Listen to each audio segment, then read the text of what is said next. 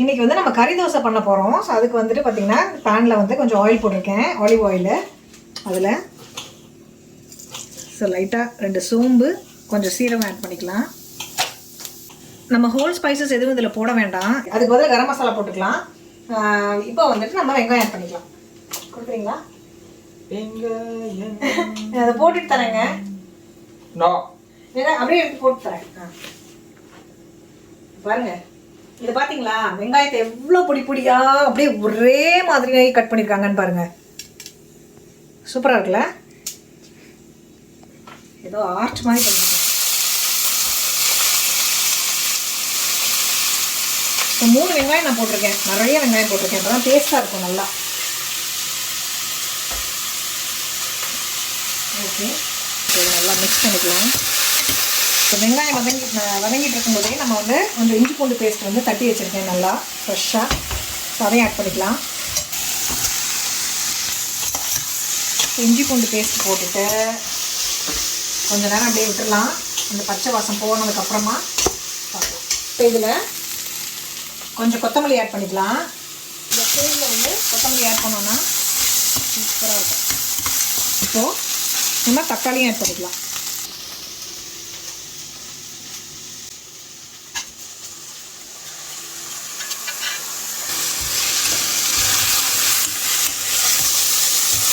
தக்காளி நல்லா வதங்கிறதுக்காக உப்பு ஆட் பண்ணிக்கலாம்.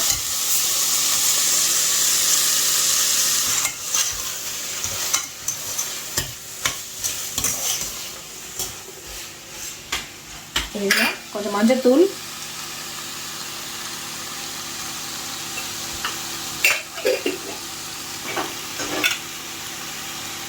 காரத்துக்கு ஏற்ற மாதிரி மிளகாத்தூள், அதுக்கப்புறம் 1 டீஸ்பூன் ஜீரகத்தூள், 1 டீஸ்பூன் பெப்பர், 1 டீஸ்பூன் மல்லித்தூள். ஸோ இது எல்லாத்தையும் வந்து நல்லா ஆட் பண்ணி மிக்ஸ் பண்ணிக்கலாம். இப்போ பாருங்கள், தக்காளி வந்து நல்லா மேஷ் ஆகிடுச்சு. இந்த ஸ்டேஜில் நம்ம வந்து மீட்டை வந்து ஆட் பண்ணிக்கலாம். ஸோ கறி தோசைக்கு ஸ்பெஷலான லேம்ப் மின்ஸ் வாங்கி வச்சுருக்கோம். ஸோ இதை வந்துட்டு இப்போது ஆட் பண்ணிக்கலாம். கையில் எடுத்து போடுறதுனால கையை வந்து நல்லா வாஷ் பண்ணிடணும்.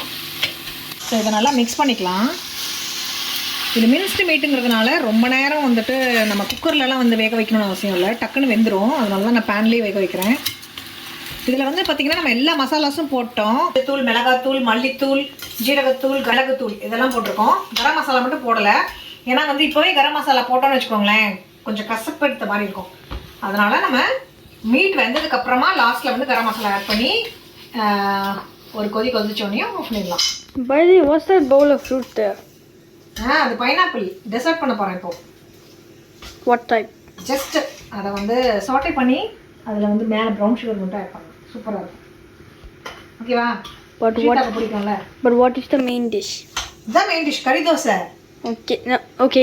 What is the dessert called? Pineapple what? You name the dessert. I don't know. Try to name it. I don't know. You don't know? I'm naming it, I don't know. Okay. Okay, so பாருங்க, நல்லா mix பண்ணியாச்சு. இப்போ வந்து close பண்ணி நம்ம வேக வச்சிடலாம். So வேகட்டும்.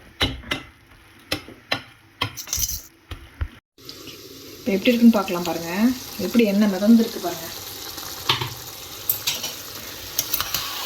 ஸோ அப்பப்போ இந்த மாதிரி கிளறி விட்டுக்கணும், ஏன்னா அடி பிடிச்சிடும்.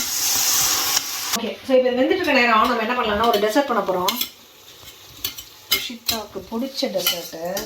இப்போ இந்த பைனாப்பிளை வந்து நம்ம சாட்டே பண்ண போகிறோம். ஸோ அதுக்கு லைட்டாக ஆலிவ் ஆயில் போட்டுக்கிறேன். இப்போது அதில் நம்ம கட் பண்ணி வச்சுருந்த பைனாப்பிள் வந்து ஒன்று ஒன்றா ஆட் பண்ணிக்கலாம்.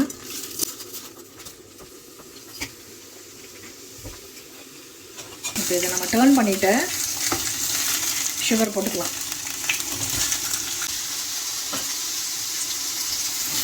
இப்படி இருக்குது பாருங்கள், ஸ்வீட்டுக்கே ஸ்வீட்டாங்கிற மாதிரி இருக்குல்ல. ஏன்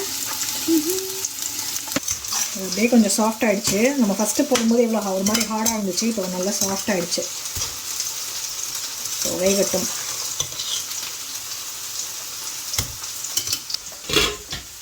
ரெண்டு சைடும் போடலாமா சுகரு? Yes. மலைச்சாரல் போல் தூவணும். பாருங்கள் எண்ணெய் எப்படி இருக்குங்க, எண்ணெய் இறங்கி. இதை வந்து ஒரு பவுலுக்கு ட்ரான்ஸ்ஃபர் பண்ணிடலாம். சூப்பராக இருக்கும், இந்த மாதிரி ட்ரை பண்ணி பாருங்கள். ஸோ பைனாப்பிள் வந்து சும்மா சாப்பிட்றதுக்கு பதிலாக இந்த மாதிரி சுகரில் கேரமலைஸ் பண்ணி சாப்பிட்டா செமையாக இருக்கும். இந்த லேம்ப் வந்து சூப்பராக வெந்துருச்சு. இந்த ஸ்டேஜில் நம்ம கொஞ்சமாக வந்து கரம் மசாலா ஆட் பண்ணிக்கலாம். ஸோ இதை ஆட் பண்ணி நல்லா மிக்ஸ் பண்ணிவிட்டு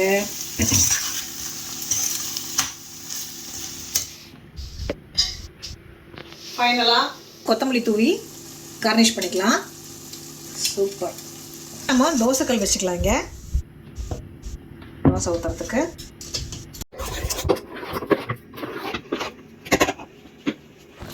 இப்போது இந்த மாதிரி மெல்லிசாவும் இல்லாமல் கனமாகவும் இல்லாமல் மீடியமாக வந்துட்டு நம்ம தோசை ஊற்றிக்கலாம். அதில் இப்போ நம்ம முட்டையை உடச்சி ஊற்றிக்கலாம்.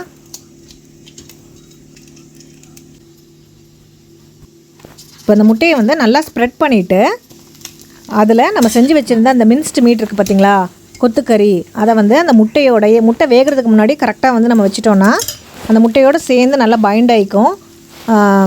ஸோ வந்து கீழே வந்து உதிராது.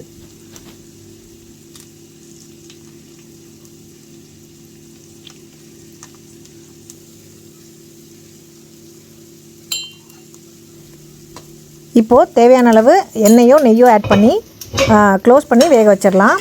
ஸோ அதுக்கப்புறம் திருப்பி போட்டுக்கலாம். இப்போ பாருங்கள், சூப்பரான கறி தோசை வீட்லேயே வந்து ரெடி ஆகிடுச்சு. அதை நான் சாப்பிட போகிறேன். Oh shit. சூப்பராக இருக்குது. தொட்டுக்கிறதுலாம் எதுவும் தேவையில்லை, ஏன்னா நம்ம ஆல்ரெடி அது கறி இதெல்லாம் தேவையில்லை. இதை சாப்பிட்டுட்டு நாங்கள் வந்து இந்த டெசர்ட் சாப்பிட போகிறோம். பாருங்கள், இந்த கறி தோசையை நீங்களும் செஞ்சு பாருங்கள். அப்படி இந்த வீடியோ பிடிச்சா மறக்காமல் ஒரு லைக் கொடுங்க. மறுபடியும் ஒரு இன்ட்ரெஸ்டிங்கான வீடியோவில் மீட் பண்ணுவோம். தேங்க்யூ, பாய்.